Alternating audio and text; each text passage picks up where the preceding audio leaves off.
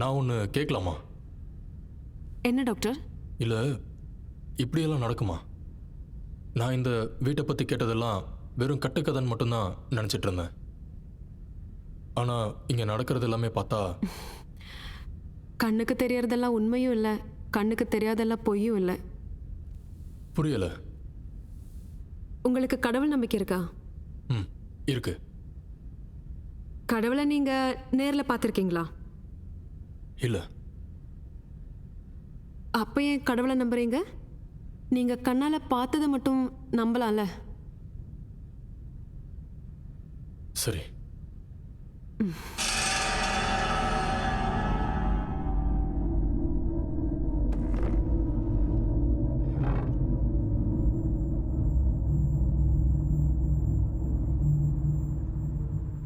Father, Vinod, இந்த வீடு உங்க ஃப்ரெண்டு வாங்கி எவ்வளவு நாள் ஆகுது?